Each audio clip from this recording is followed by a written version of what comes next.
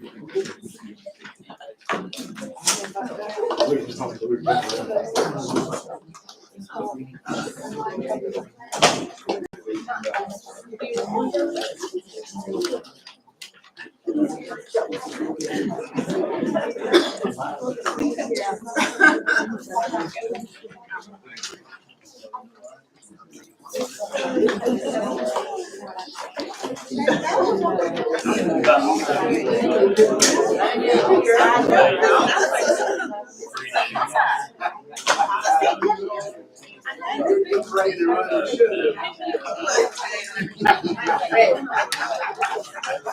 go, girl. Let me know. Go ahead.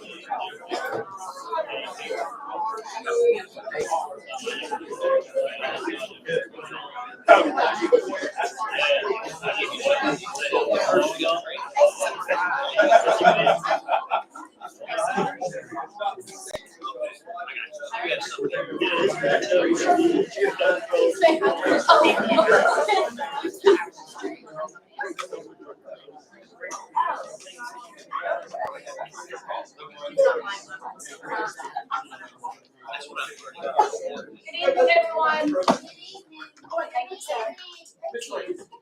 Thank y'all for being here tonight. My name is Jenna Jo Parker. I serve as our board chair of High Point Academy's board. I'm going to go ahead and call our February meeting to order. If you will, please stand with me for the Pledge of Allegiance. I pledge allegiance to the flag of the United States of America and to the republic for which it stands, one nation, under God, indivisible, with liberty and justice for all. Thank you all. We open each of our meetings with a reading of our mission and vision statements. Tika, Absolutely. Mission statement. High Point Academy's mission is cultivating lifelong learners in a student-centered environment. Our vision statement. High Point Academy's vision is to be an exemplary school of choice for academically minded families. Thank you, Tika. And PJ is going to read our 3 R's. The 3 R's. We're practicing the 3 R's. Right, the right to be a quality education, the right to a safe environment, the right to reach my potential, respect. I respect my classmates. I respect my teachers. I respect myself. Responsibility. I am responsible for my education. I am responsible for my actions. I am responsible for my opportunities. Thank you, PJ. And Josh is going to lead us in invocation. Let's pray. Father, we come to you tonight, and we just thank you for this opportunity to gather. We thank you for this school that you have blessed us with, and I pray that as we go into this meeting, that you would guide our conversations, guide our discussions, so that we have the best interest of the students and the staff in mind. We pray all this in your name. Amen. Amen. Thank you, Josh.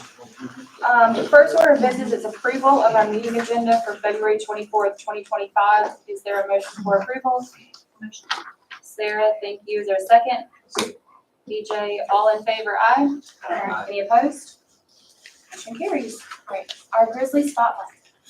All right, Ms. Buster, you're up first. Okay. This month, I'm very excited to recognize students who have had perfect attendance for the first semester. That means they have not missed a single day. So for elementary, the parents also need to be celebrated for this. Thank you. Which is quite impressive if you know how much sickness and germs have been going around this year. We are excited and thankful for all of these students. So I want to recognize Ammon Brown. Come on up, Ammon. He comes every day with a smile on his face.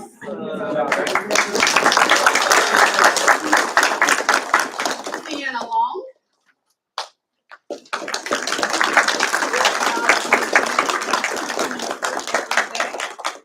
Fran Parker.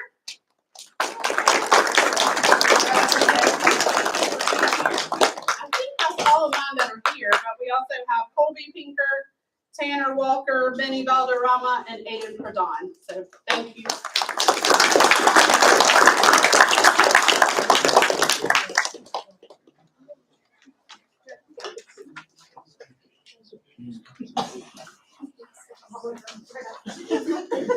All right, so as you see, our middle school has a lot that we're celebrating tonight because our middle school participated in Spartanburg Sings.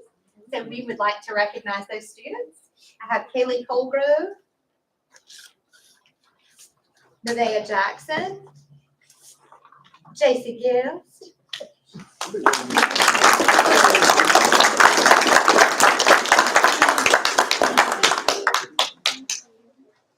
Aviance Holland, Aubrey Smith,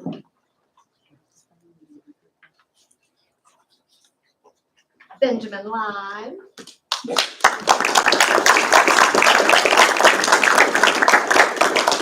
Juan Pablo Sanchez Cruz. I love I also try to talk to him in Spanish all the time, and he always gives me the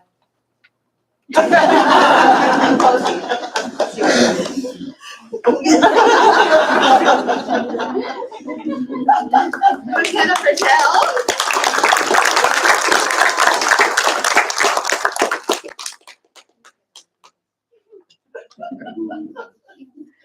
Lola Cervantes, Zephora Williams, Anaya Pradon, Riley Foster, Taylor McCoy,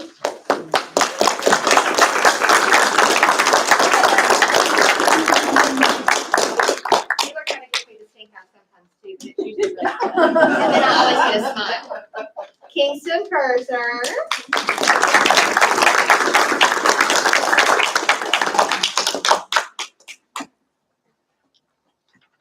Always embarrass Kingston because I want to pinch his cheek. Here you go. Mason Bailey. And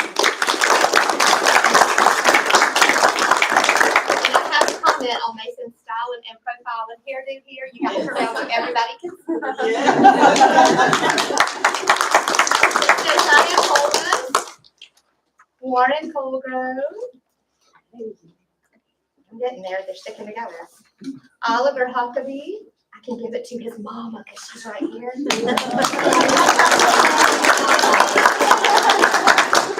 Jacob Labra. And last but definitely not least, my Jaden Trejo.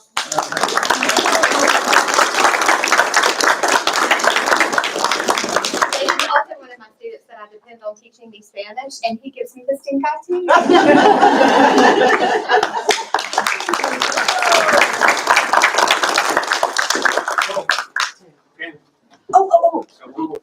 Sorry.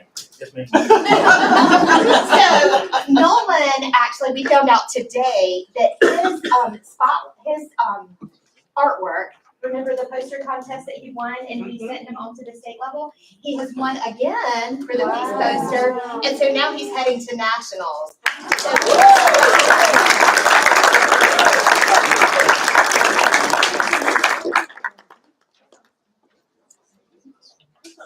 I'm Tucker Hemrick, I'm the high school principal, and I have the honor tonight, actually, that I'm most excited about, because I get to recognize these young ladies for just being who they are, for their character and who they, and you know, what they do throughout the day, but just for everybody.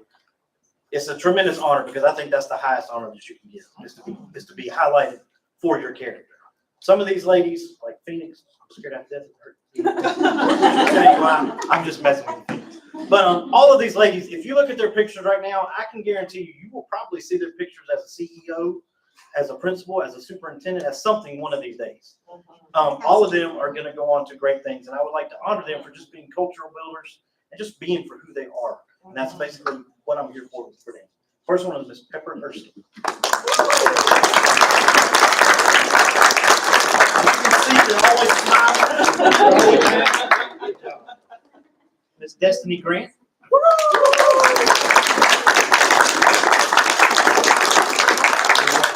Some point in time, you'll see Destiny's name on some illustrations for some books throughout her career and her life, I guarantee you. Phoenix Lutapon.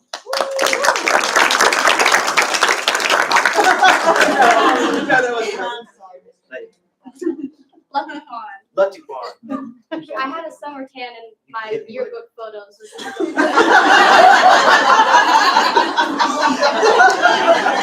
Miss Maddie McCoy.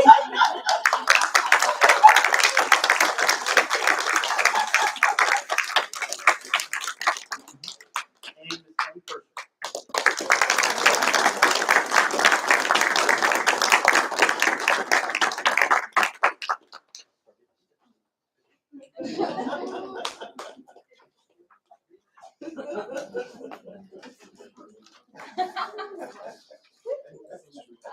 Congratulations to each one of our students recognized this evening. You know, our vision is to be a school for academically minded families. And so we know by, our students and your families being here, that academics are important to you. We appreciate that. But then to see our students recognized for character traits and commitment to showing up every day and your other talents through your singing is just a testament to our students and our families, and we just appreciate all that you do for the school, for your kids. We want to recognize and thank y'all for being here tonight. Congratulations to each of the students. Give them another hand.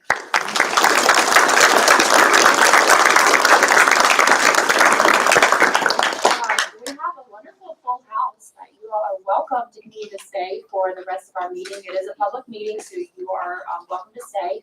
However, if your interest was for the recognition of students and you have other activities to attend to tonight, now would be your time to leave without disruption. Thank y'all for being here.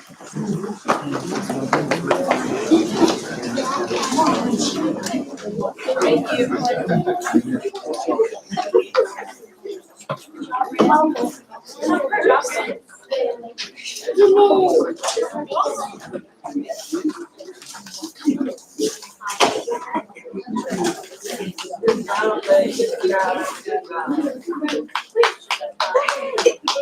Don't leave yet.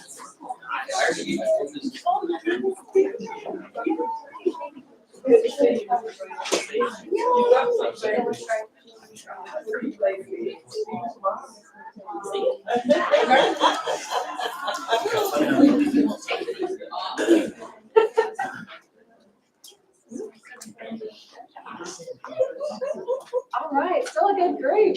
Good to have y'all. All right. Our first item for board business is approval of the January 27th, 2025 regular meeting minutes. Those are in front of you. I did not have them in the folder for your review prior to tonight, so if you want to take a second and look over those, we'll take just a second.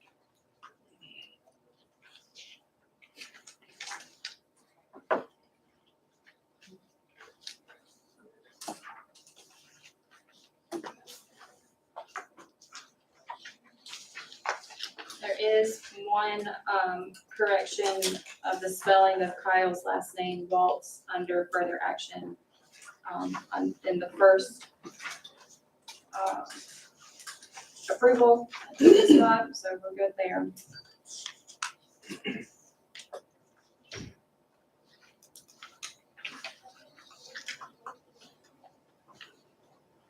Anything else?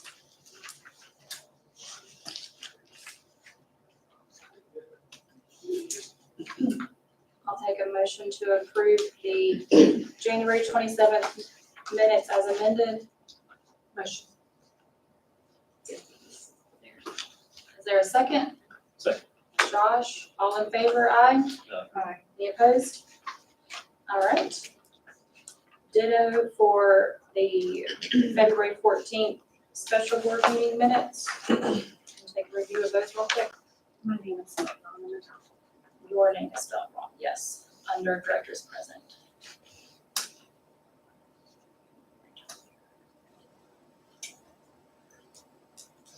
Thank you, Sarah.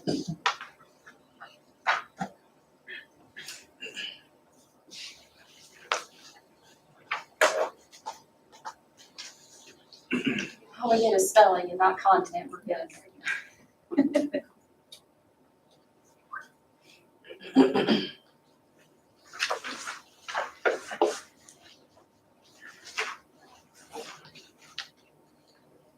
Anything else on the special meeting minutes from the 14th?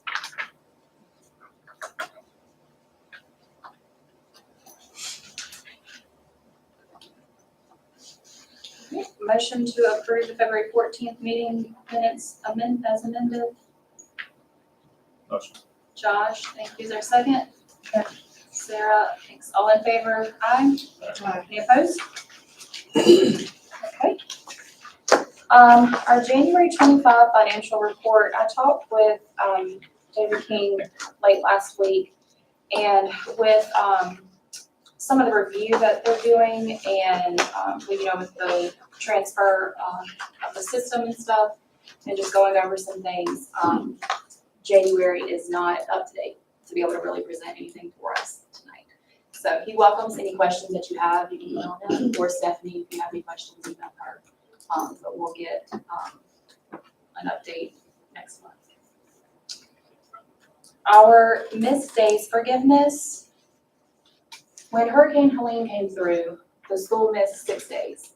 And we've already made up our 3 days that is required to make up. The next step is we could make up the additional 3 days. Or your local board has the authority to approve forgiveness of those first 3 days.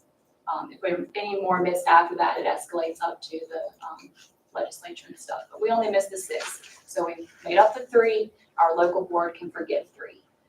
So the school has asked us to consider that. I know we've briefly talked about that before. Being able to forgive those days for the students. And then additionally, and Mr. Sherman may help explain, forgiving those work days for the teachers as well. Because technically they did not work. We can also forgive that for them too. Any questions about that? Nobody, I mean, there's not, when we look at the calendar to do the makeup days, there's not a whole lot of other options for kids to come back without extending the school year, going into spring break for Saturdays. So, is there a motion to forgive just 3 days? I don't know more than just 3 days of student attendance and teacher? Oh, that's great. Yeah, motion to approve the 3, or to excuse 3 school days. 3 school days for students and teachers. You may want to say due to Hurricane Helene, severe weather. Hurricane Helene. Okay, is there a motion to excuse the 3 school days for students and teachers due to Hurricane Helene? Sarah, thank you. Is there a second? Second. I heard Kyle. Thank you. All in favor, aye? Aye. Any opposed? Wonderful. Thank you. Superintendent's report. Oh, thank you very much, and thank you for doing that. I know our teachers, and if we could get the days in before testing, I'd be glad to do it. But doing them after testing, I don't know if it really matters as much. So thank you all for that. I'm sure the teachers will be glad to hear that as well.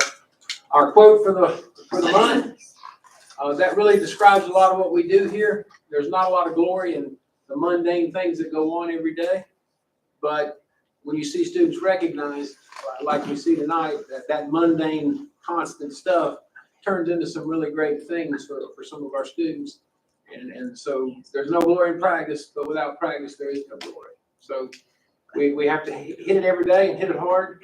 And then our students down the road do things and become things and make things that make it all worthwhile. But it's no fun getting up when it's 35 degrees and raining and coming to work. And it's hard to have a smile. It's hard to be upbeat, but Our teachers do that every day, and our students are benefiting from it.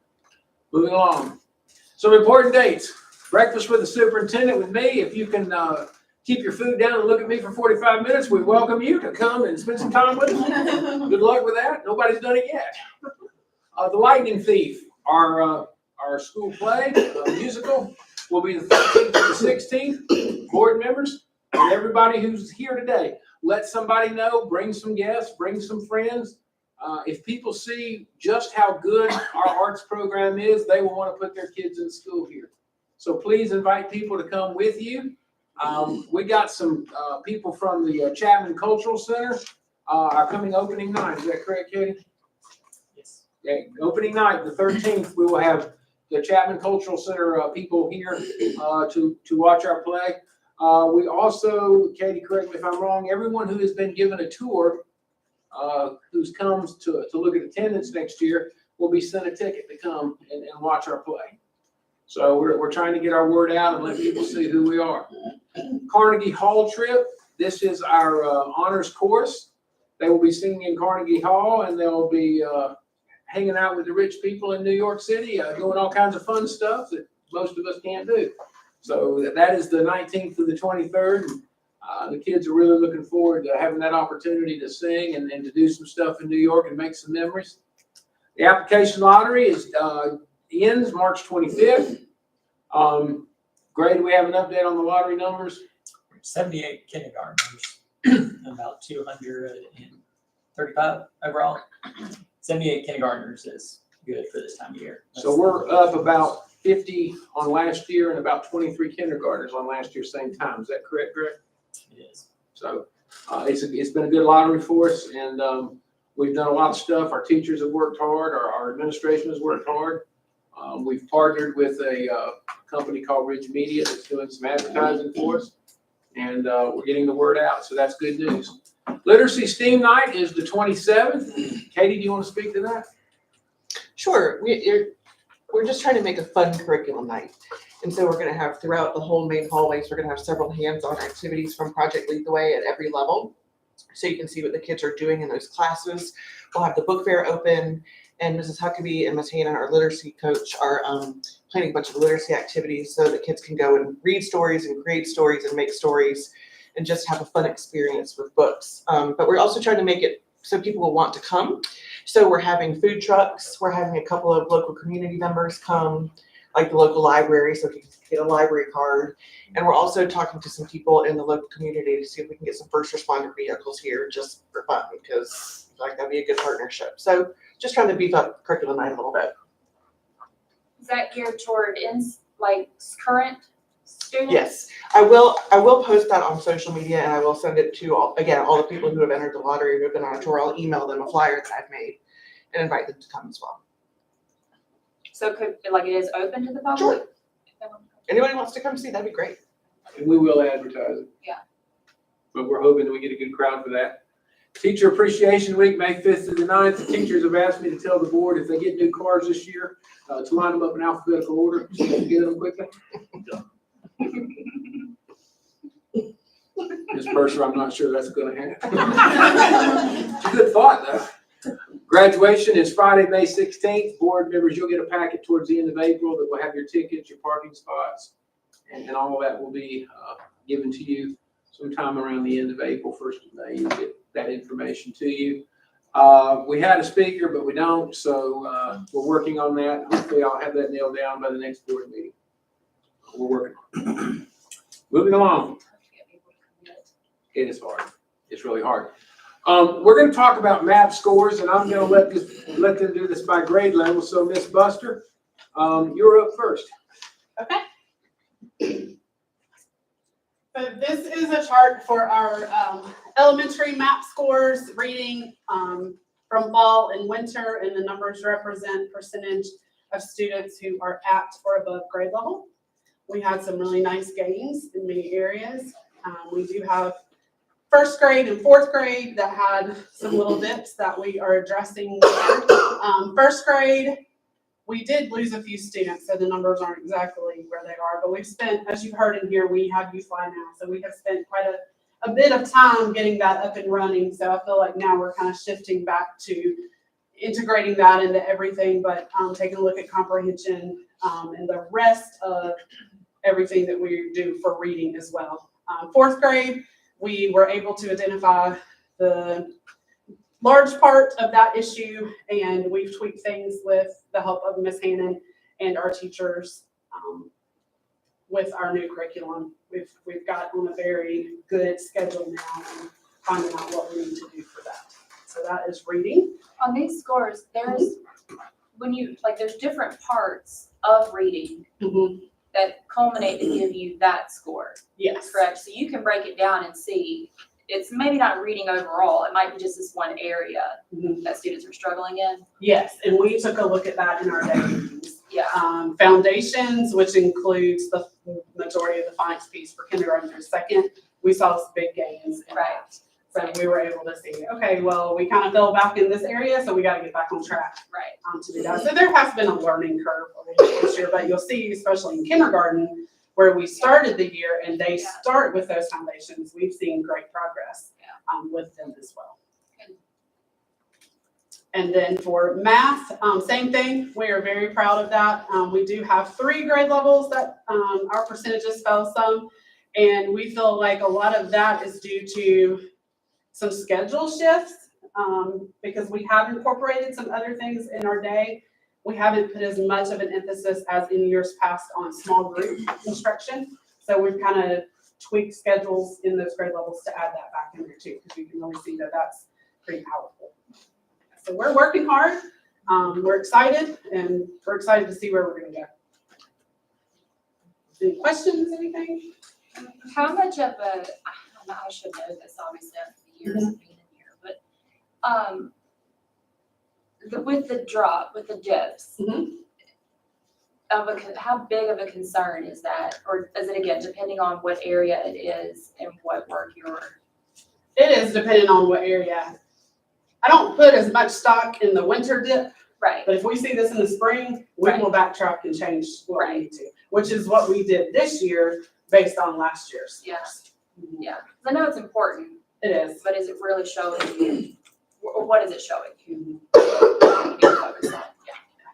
So we're tweaking things. We don't like to see any dips at all, but so we are making some changes, but we're not super like scared or anything. Right. Yeah. Right. This is kind of the math nerd in me thinking about this, but is how many, like, how big is the sample size? So how many first graders would be in this? I think we're at 80, 85. Everybody took the test, except we may have 1 or 2 that didn't take it this time.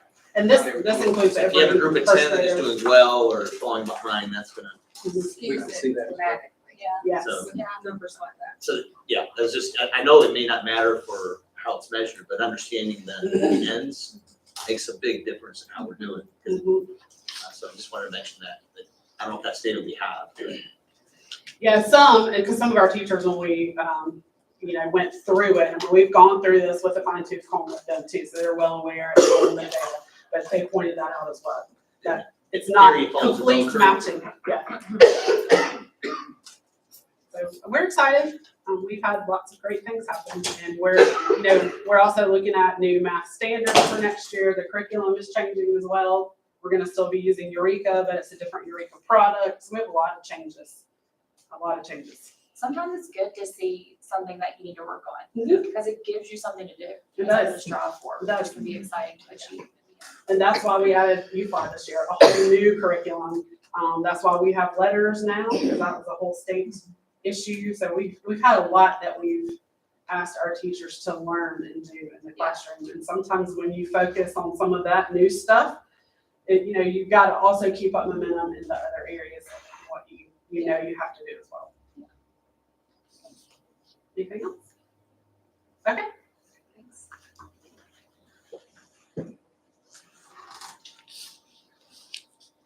So on to middle school.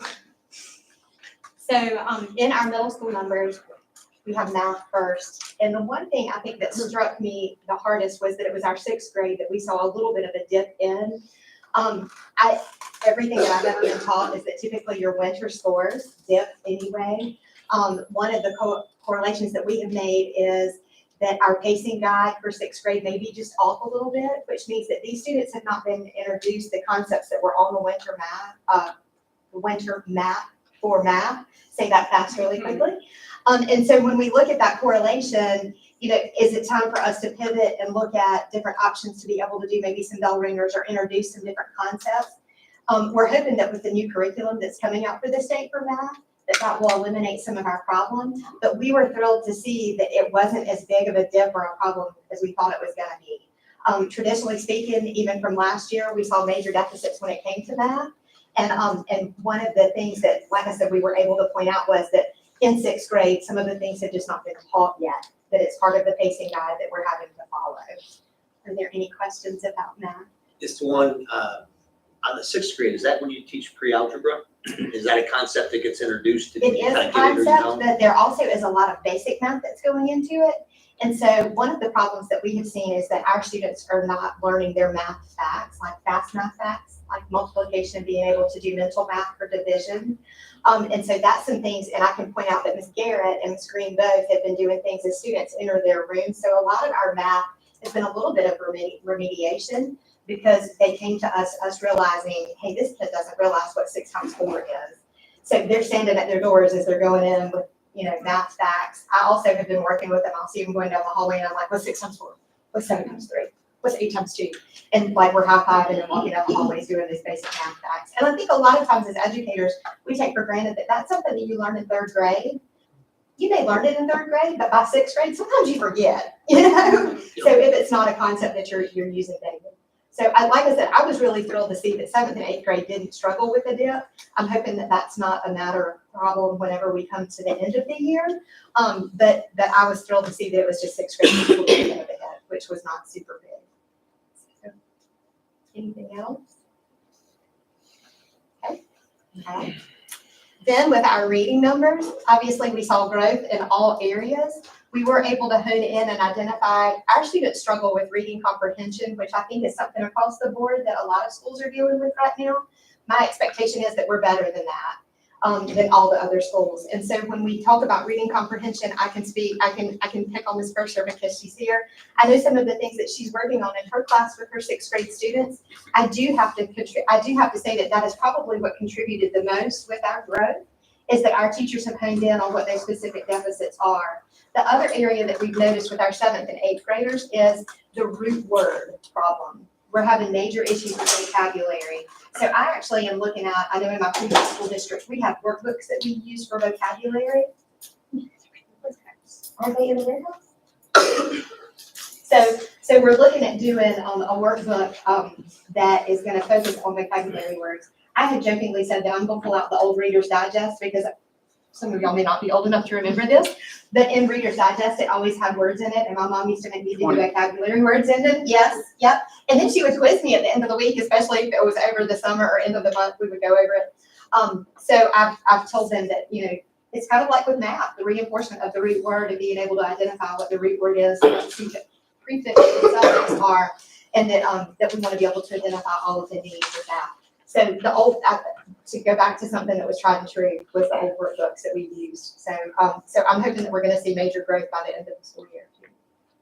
Are these like things and conversations that you also have with like your other subjects, I mean, your academic arts, like Yes. theater, could be working on root word Yes. correlation? We do a lot of cross-curricular things. Our social studies teachers are great with working with our ELA teachers. We've had a little bit of a shift, unfortunately, in 6th grade with that, but our 7th and 8th grade social studies teachers are working really hard with our ELA teachers to be able to identify where some of those gaps are.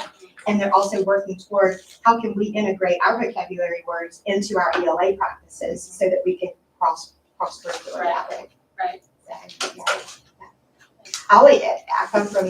I've taught kindergarten through 12th grade, and one of the things that I've always joked and said is that if you can't tie your shoes or be able to tell somebody how to tie your shoes, you just about can't read either.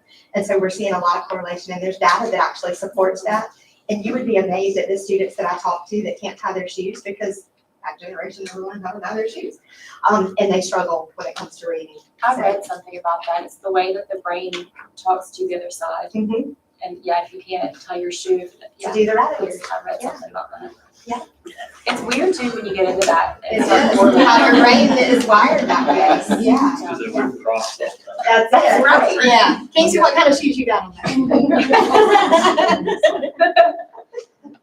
Yeah. Any questions about ELA or reading?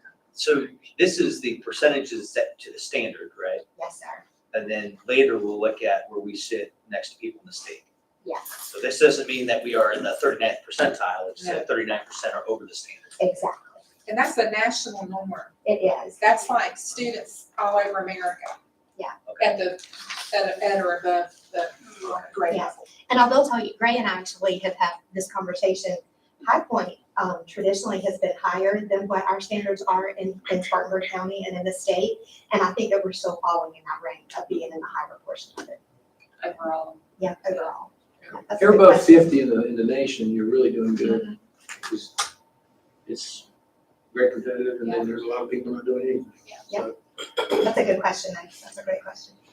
Well, and I can tell you too, I know a student of mine whose winter scores do not live up to their potential, so I understand it, but some of those numbers are just kind of what they They're a are. little sideways. Yeah. Depends on the day sometimes as Exactly. well. Yes. Yeah. Yeah. And Kind of we're day. following when it comes to and all those things that happen in middle school.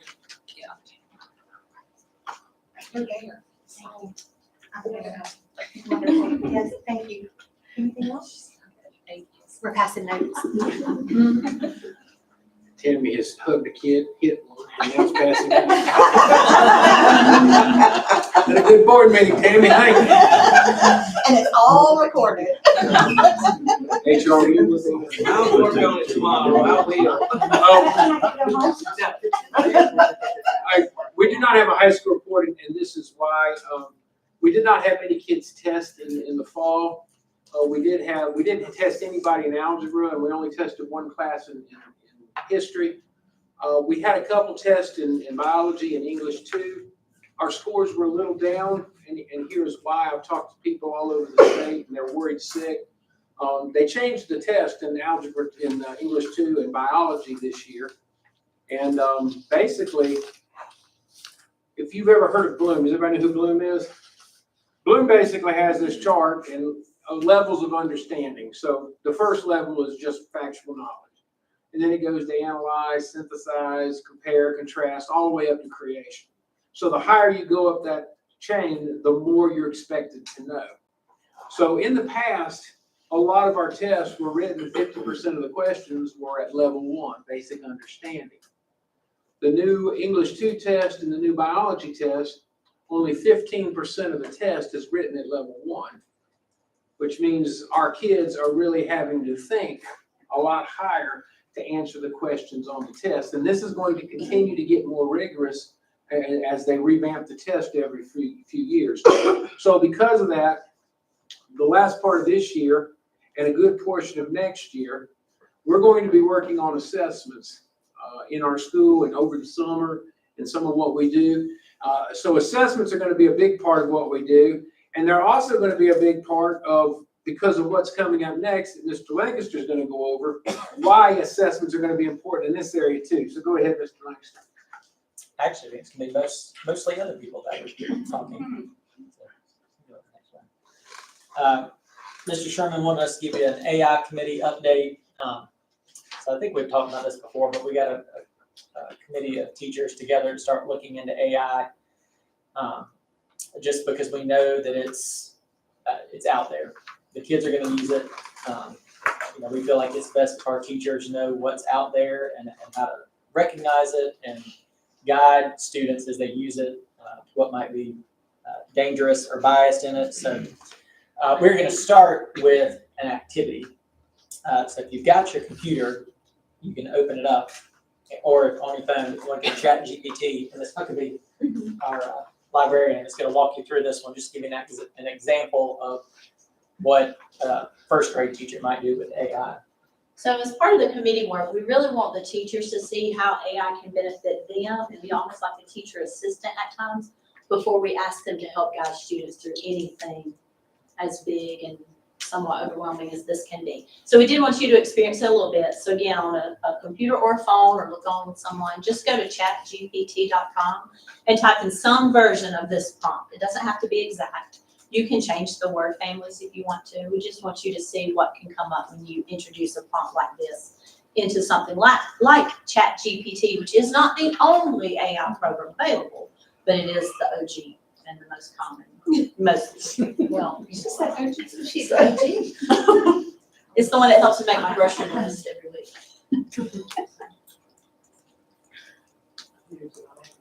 A lot of people.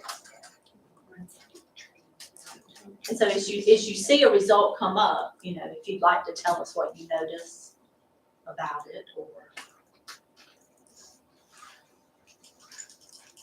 Should I just talk to this into my phone? While you're doing that, I'll just say, I know Mr. Sherman was mentioning assessment, so I've played around a little bit with ChatGPT lately and taking just a straight copy and paste from the standards and put it into that and said, make me a 20-question test based on this standard. And of course, you have to go through the questions. You can't just print that off and hand it to the kids right away. But something like that, and I said, take the same standard and create a research project. And then you can just add different little changes as it goes, and it keeps it all there for you. In the library, I'm saying create a lesson plan based on this book I'm going to read next week. And then I also go in and say add a UFly component. Ms. Buster mentioned UFly, which is really our phonics for elementary school. And so we'll add a section to the lesson plan where it takes some words from the text and breaks it down into a phonics lesson that I can incorporate into the library, as well as a writing piece. So, has anyone gotten some type of result yet from the inquiry? I got a story about a frog. Okay. A fat frog. Do you see the AT word families in there? So if you've already got one, maybe say, make this text more complex and see what result you get when you do that. You can also make this text easier, and it will make it easier. You can give it a direct grade level whatever reading level we are using now, that exact reading level, and it will also give you something on that level. It have a lot more words. Yes. Yeah. So yes, a teacher can sit down at night and write out these decodable texts, yes, but if you can give them an extra hour at home with their family, that they're not having to do this. And then they can see the benefit and not be afraid. It's not Terminator. Skynet is not coming down to get us. And it's not that scary, and it can really be beneficial. And then from there, proprietary about this? I'm sorry. Is there anything proprietary about it? It's open code. It's just reading the internet. Sorry. Oh, no, you're fine. Yeah, ChatGPT there's some that are a little more proprietary. You can pay for certain things. Like Microsoft Copilot. But there's a lot of things that we used to pay for as a school, and now it's just available on ChatGPT. News ELA, it used to have articles, and it would do the same content, but it was at 3 different reading levels. And it's like he was saying, you can take the article now, put it in ChatGPT, and say, I need this to be on a whatever Lexile level, and redo it. Used to be a software that did infinite worksheets for math.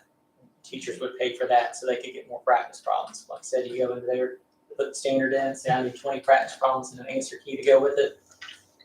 I don't like question 3, or I need, going back to assessment in Bloom's, I need 3 of them to be on level 1, 4 of them to be on level 2, and whatever, and then it does all of that. And it takes some skill. One of the skills that you need to learn as a teacher, and that the students would need to learn, is how to word the prompts. The more detail you give it, the better your product is going to be. The product they give you is going to be. And it does make a great grocery list. It really It'll does. do an meal And plan a and meal grocery plan. list for you. I know Miss Edens has been using it to teach her son how to cook. Mhm. So he's using it to make some simple meals that he can cook at home now that he's going to graduate college and be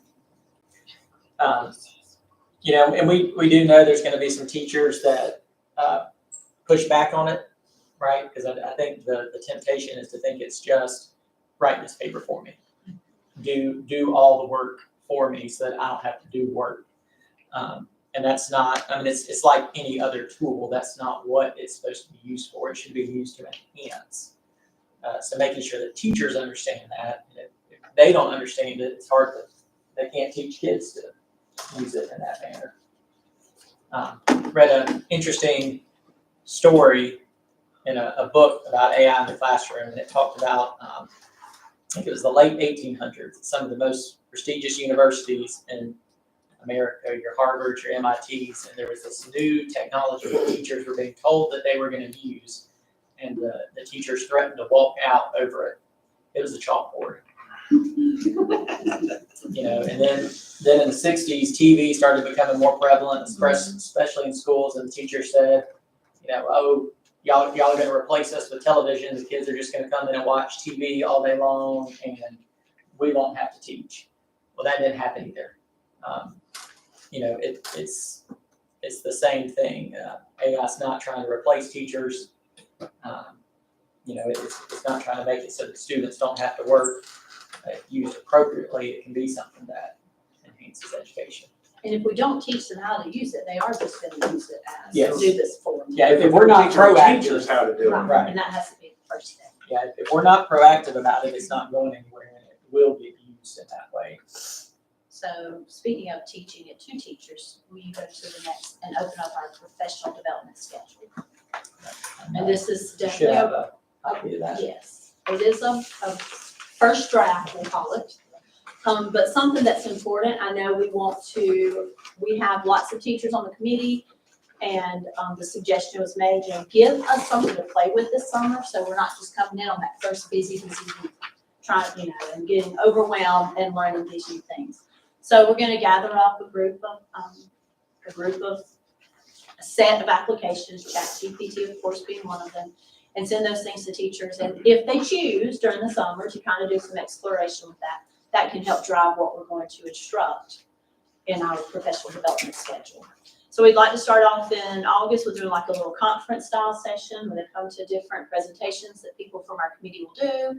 We'd like to continue that into the fall. You'll see in October. You'll see on the schedule some flip sessions. What that means, if you're not sure, is we would do some recording and send it out to teachers. So here's something you can do, send it out that way, have them to respond. It's kind of a natural thing to teach this in the library as a part of media literacy and information technology. So we'd love to be able to have teachers sign up, especially those who aren't sure about implementing something in the classroom. Bring your class to the library and let me do it for you or with you so that you can see it in action. So we'd like to approach it that way. Not so much of a sit and get, but workshops, working together, having our committee open to meet with teachers who just need some one-on-one help or support. So that's a little bit of our plan. Question, you were talking a bit about reaction to it. Are the teachers excited about it? I think there'd probably be some excitement building around it. It's been across the board. We've got one middle school teacher that has already done a presentation and data room meetings on how they're using it. You know, we heard another one through the grapevine that said, if I've got to do this, I'm going to quit. Yeah, so it's across the board. Changes. Well, and you would also think too that many of them would be probably younger, the younger generation would be all on board for it, and then the older generation would be the shoo-shoo poo-poo. And it's not been that way. And I have enjoyed it, you know, and we have a lot of teachers that are my age or older, and we have all worked through it together to see if we can determine what's going to be the best fit. Where some of the younger teachers that aren't quite as tech savvy have been the ones that have been like, oh, wait a minute, that's cheating, you know? So it doesn't follow demographics necessarily. No, it's been all over the place, everywhere. Is it more about teaching style? I would have to even disagree with that part of it. Yeah. Because it, you know, you have some traditional teachers that prefer to do a lecture with a PowerPoint, you know, kind of from that standpoint. They love it because it helps them put their information together.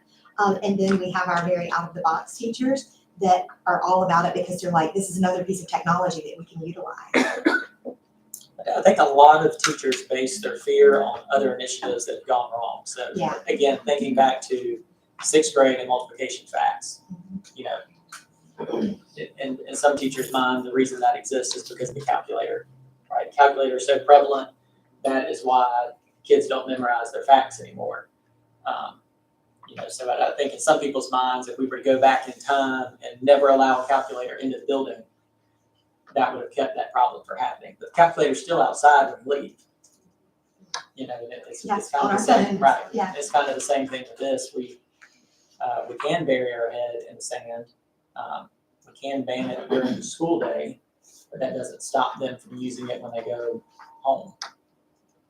I will also point out that in tours and with our open house that we had quite a few parents that asked how we were embracing AI. And they loved the fact that we were starting the initiative of educating our teachers on it first, so that we knew how to better equip our young people in using it, and to not using it as a form of plagiarism, but as a resource for their assignments.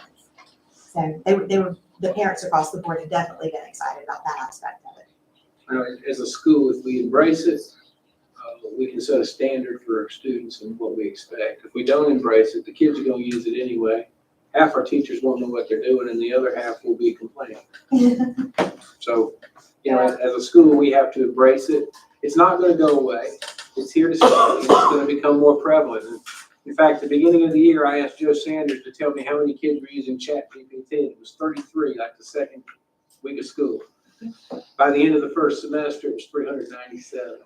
So as the kids talk and do more with it, my guess now is probably all of our high school and middle school students and many of our elementary students already are aware of it, know how to use it, and are playing around with it daily. I commend you all for first acknowledging that it's there and it's not going away. And there are some dangers behind it, but it can be a great resource and getting ahead of those dangers, for sure. Mr. Fowler's gonna talk a little bit about our procedures. Yes, and you all should have a copy of the AI procedures packet. I'm not gonna read all of this word for word, but I am gonna hit some high points. No pun intended there. For those of you that haven't met me, I'm Casey Flyler, I'm the band director. Hello. As we're going through this, I want you to be thinking in three kind of buckets. The first is educating the teachers, the second is educating the students, and then implementation. So as we go through each of these there's a piece of that within each of these guiding principles. So first, the purpose is to ensure that AI technologies are used ethically responsible and in alignment with High Point Academy's mission. And the other thing from the purpose that I want to point out is AI should support the educational mission of the school. One of the things in our committee that we talked about a lot that we keep coming back to is that this tool should serve the students and not be used as a way to cheat, basically. So that was a big portion of the purpose. I'm going to go ahead and start into our guiding principles unless there's any questions on those first two paragraphs. All right, for academic integrity. The big thing on this is that the students can't use AI to basically create an essay or create an assignment they just turn in from ChatGPT or whatever platform it is that they're using. And when they do use it, they must attribute it if they do use it to create anything. And that would be, we would treat that just like we would any cheating or plagiarism or anything like that. And to go in with that is transparency and accountability. It's going to be really important as we are using these AI tools that we are very clear in communicating to the students and the parents when AI can be used and to what degree. One thing that we talked about in our committee meeting that I thought was a really good idea was having just an across the board red light, yellow light, green light system. If you don't have to call it that necessarily, but red light, you can't use generative AI at all. This yellow light, you can use it in these particular ways, and then green light, you're more free to use that. But having a policy just from across the board at the beginning of the school year, this is how you can use this and in what ways. And we talked about having that across the school at the beginning of the year, and then as we get into the year, if we do want to differentiate between the schools, if we felt like that was necessary, then to do that. But to start the year with an across the board rule for everybody on when it can be used and how. Any questions on that so far? Okay, moving on to fairness and equity. I think the biggest piece of this that we wanted to communicate to the teachers and to the students is that when you use AI tools, any biases that are present in the people who created it, or the data that they're pulling from will be present in the product that is spit out at the end of the process. So communicating that to the students and the teachers and letting them know that, like, if you're getting bad data in, you're gonna get bad data out. And just being aware that, you know, you as a human, you have to come back and review this and make sure that it's not giving you skewed data. And that's gonna be a big part of our teacher education piece, is just educating the teachers on that. All right, responsible use. That's fairly straightforward. The big thing I do want to point out from this one is that we want, when we are using this in the classroom, we have to be sure that the students are not using personally identifiable information when they're interacting with these platforms. And that's going to be part of teacher education and implementation on that. But just making sure that they're not putting out any personally identifiable information into these platforms, because, you know, the data that they are collecting is part of their profit from these platforms. So I think that was the biggest thing on that. For part 5, collaboration AI assistance, that students should collaborate with AI in ways that foster learning and skill development, ensuring that the output produced through AI is reflective of the student's own understanding and efforts. So as we are using these, make sure that it's actually showing what the student knows, and not just, here, ChatGPT, do this for me, and I can turn that in. And then finally, I think this is probably one of the bigger pieces of this, is human oversight. So at every level of the process, both from the student's side and the teacher side, even into the admin side, that there needs to be oversight on what's coming out to the kids and how they're using it.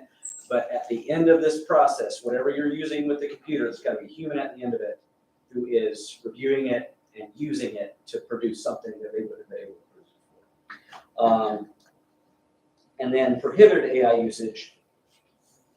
Again, like we said, using AI to complete assignments without permission or proper attribution, using it to plagiarize or generate work that you're just going to turn in, and using AI to access unauthorized information during exams or assessments.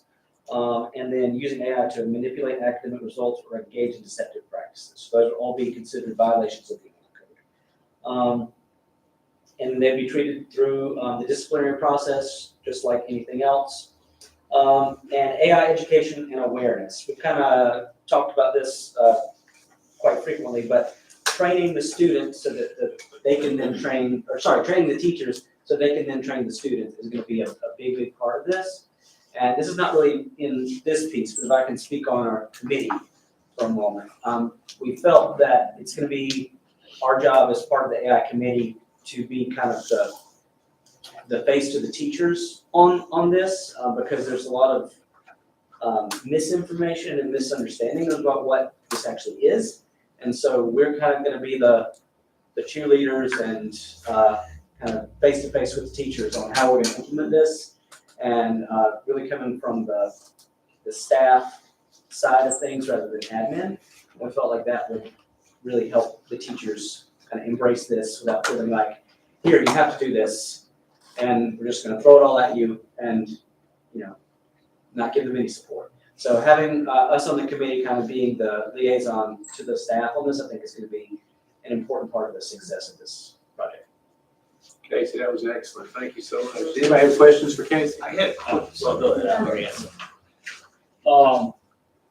I guess the first one is, you know, you talked a lot about cheating and plagiarism. Mm-hmm. How do we monitor this? That's a very good question. And this actually came up, and I'll be doing a session on this hopefully at some point before the end of the semester, but we have a system that we use called Securely. Before that, what was the program before that? I forget. But in any case, we have a system whereby we can monitor what's happening on all of their screens at all times. And so that is probably the most powerful tool we have for monitoring them during the school day. Because you can just have all of their screens up, you can see what they're doing, and if you're paying attention, you can catch it. But that's probably the biggest tool we have for when they're using it during the school day. If they're using it at home, it gets a little trickier. There are platforms that we can use to help identify when things have been created with generative AI. Just full disclosure, like that's arms race right now. That will probably be continuing for some time. But yeah, using that securely system is probably the most powerful tool we have for monitoring that.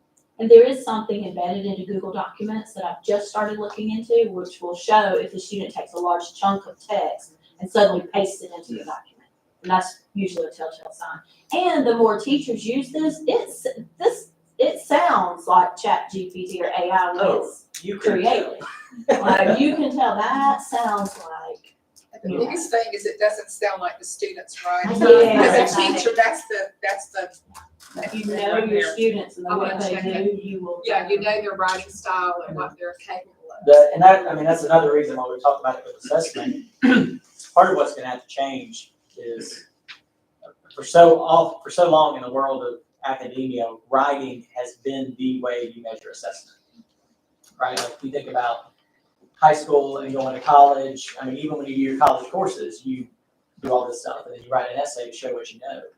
A lot of that's gonna have to change. It may have to be more debating or more hands-on tasks, more projects, things that you can't just stick into ChatGPT and get a response for, right? If you know, 8th graders read The Outsiders.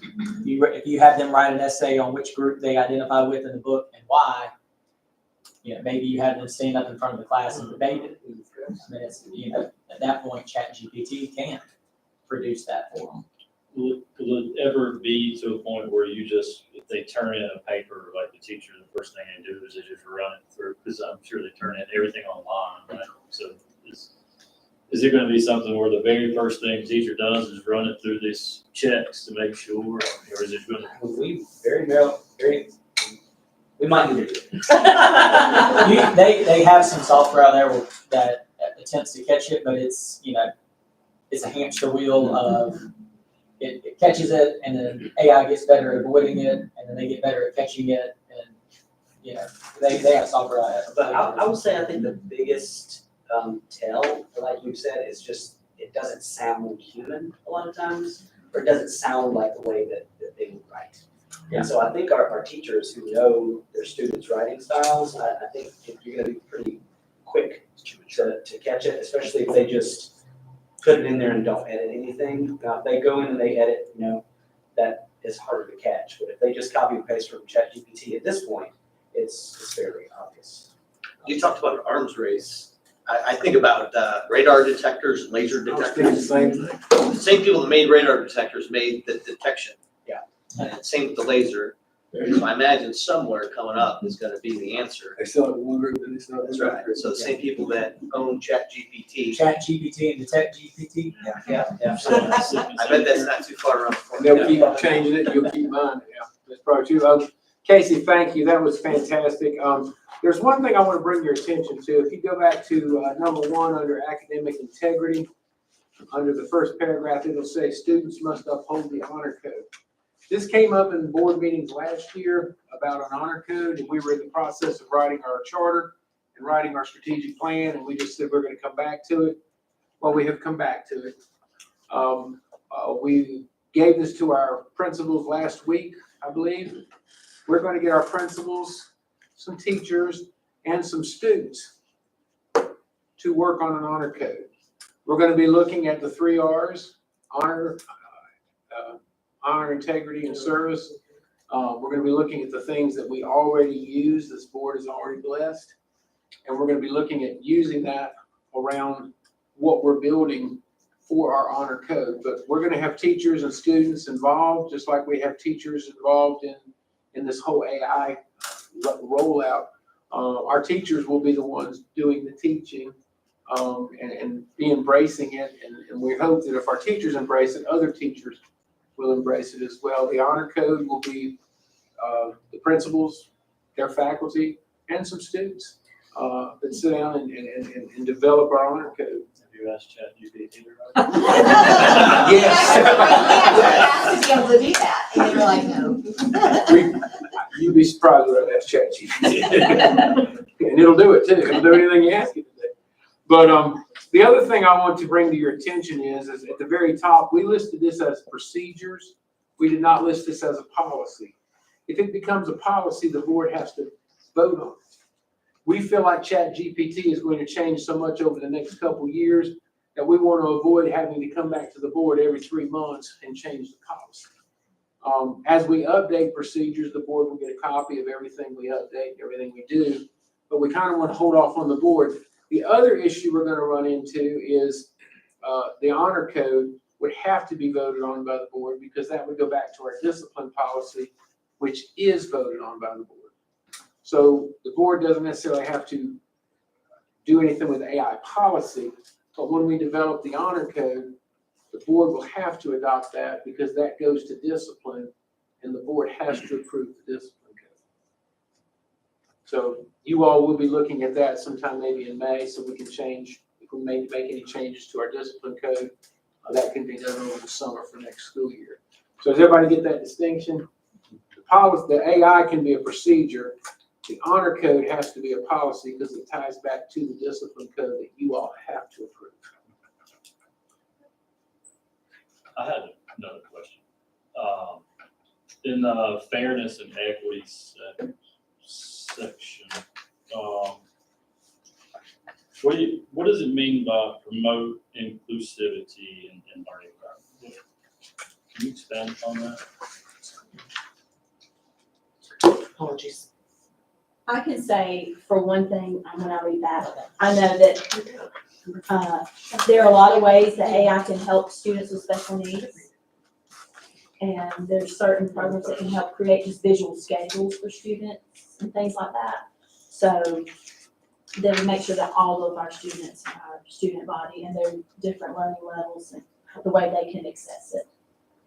So I was just assuming that, you have a kid with an IEP and if I were bored, that this would be a tool that,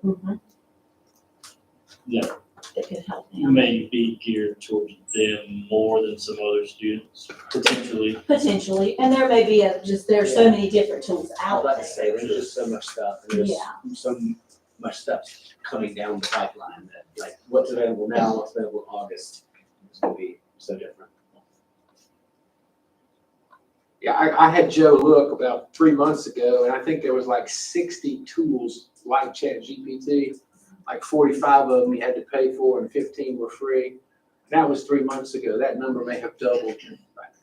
There may be 100 different things that you can go to, and there's a lot of our companies are developing. There's one with math called Math Tutor, Tammy, where it'll bring up a question and you can type in, this is my question, it'll get you a similar question and walk you through the steps. So it's actually a tutor to a kid. When the teacher's busy or they are home doing their homework, it's actually a tutor to the kid. And it'll show the kid without giving them the answer, but it'll show them how to do a similar problem. But I think that one has a cost to it. Now, I mean, somebody may steal it and put in something else and it may be free tomorrow, who knows? Anybody have any other questions around the AI developments? Does the board support this? I would believe so. I mean, it's out there. It's not something you can ignore. It's not something that the kids already know about it, like you say. So if we don't get on board, I think having these procedures and a framework that you can follow is helpful to kind of keep everybody on the same page of expectations from teachers and students. I think it's very helpful. This is not, I support it. Yeah, I can. this is not a completed draft. This is a work in progress. This is the first thing that came out. We've already made a few changes to it, and we're going to continue to go back and forth with this until the committee comes up with something that, this is the first stab. It looks pretty good. There's some things we're still looking at. But, the committee is going to continue to refine this until we get to something that we feel really comfortable with to bring back to you and show you this is going to be our procedures. So we'll be back to you probably May, June, with some more updates on this as the committee continues to work on it. It's one of those things too, once you start getting into actually doing it, you'll start to see where things fit and apply. I agree. I think it's gonna And it might change ebb more. and flow some to nail it down. That's why we don't wanna do a policy yet, 'cause we know it's gonna change quite a bit until we really get our hands wrapped around it and know exactly how it's changing with everything else. Any other questions? And I think that ends my very long report. Sure did. Any other questions for Mr. Sherman? All right, thank you, appreciate that, thank you guys also. Moving on to public comments, we do have, one person who has signed up to speak, Mr. Conlon? Yes. Just quickly, I'll read, each speaker has 3 minutes, speakers may not ask questions of board members may not engage speakers in discussion. Disruptive behavior by any person in attendance of the meeting is not permitted. Personal attacks aimed at students or staff are not permitted. Scurrilous, obscene, or recklessly defamatory language aimed at any board member is not permitted. Standard rules. Standard rules, yes. Just for the sake, I'm gonna put 3 minutes on. Well, I came with a suggestion because of something I thought about in the last board meeting. Well, I'm gonna set that aside for a second and make some comments about the ChatGPT, because I spend my days up in my armpits running an application service provider. So I'm writing software all the time. And my first comment is my compliments on what you've written so far. You folks have obviously thought very clearly about this. And most people do not put that effort in to think about it. My experience, technically I'm a bit of a Luddite. I have no love for ChatGPT at all, but it's here and you gotta deal with it. It's like rain. But what happens is there's actually a technical term called hallucinations, where the software, you will give it a prompt and it will talk and then it will haul off and do something entirely different. So you need to pay attention to and watch for the hallucinations. This has been a problem in the medical business where they're using ChatGPT to summarize doctor-patient interactions, and the ChatGPT will come back and offer a diagnosis. You know, it's like, okay, you know, but the person who's complaining of a neurological problem, the ChatGPT puts in his record, he has appendicitis. So pay attention for those kinds of hallucinations. The other thing I'm seeing in my reading about college students who are coming out of IT and computer science programs, they're using ChatGPT and they've lost their reasoning skills. To the point where employers will say to them, create a piece of software, they'll go to ChatGPT, they'll get a piece of functioning code, but they can't tell you what's in it. The great danger, I think, that you're facing here is you talked about the program for the math tutoring program that would prompt. What would happen is the student will follow the steps, but he won't think about what he did, so he never gets the reasoning skill. If you get wrapped around an axle, it's probably gonna be right there. I've seen 3 or 4 different pieces of software. You can have it read the ChatGPT piece that you suspect, and it will assign a percentage rating, 70% chance, 90% chance. It's interesting, guys now who put together fraudulent websites use ChatGPT, and these scanning tools will catch them every time. So pay attention to the fact that you don't want your kids to lose their reasoning skills. Okay, now I'll go back to what I originally wanted to talk about. Because I noticed in the last board meeting, they were talking about setting the schedule. And somebody made a suggestion about figuring out a way to turn the Thanksgiving break into like a 4-day or a 5-day vacation or something. 1 second, that's the end of your 3 minutes. Oh, well. Do I have an agreement to let him continue for another minute from the board? Okay, thank you. You're good. So, and then one of the board members made a point, that's tough for folks who have to find childcare. I kind of walked off and I was thinking about that in the shower sometime later, and I realized you could create, I don't want to call it a daycare, but a non-school day, if you will. And the incremental cost would be low because you have the building, you have the people, you have the facility. How much would it cost you to power it up so that kids who would kids that need to be supervised while parents are working. And what would the marginal cost be for having some staff for that? Now I'm asking questions, not expecting answers. But I realized if you can charge a nominal fee for that, suddenly you have an unencumbered income stream that you can put to whatever you want. Say you're building an endowment or something like that. So that was, okay, how much time do I have left? We have 1 minute. You got 10 seconds. Oh, I can't even sing you a song. Thank you so much. You're welcome. I appreciate your encouragement, and those, words of caution to keep in mind, for sure. And, The big deal is reasoning skills. understand. Thank you. Thank You're you. welcome. Any other comments for the good of the board? Okay, do I have a motion for executive session for pending contractual matters? Motion. Josh, thank you. A second? Second. Sarah, all in favor, aye? Any opposed? All right, executive session. Thank you all. Tom, we're gonna make you an honorary member of I know, it needs to be. our team for AI.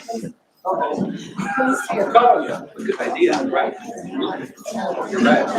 We'll call you. I'd like to have you talk about it.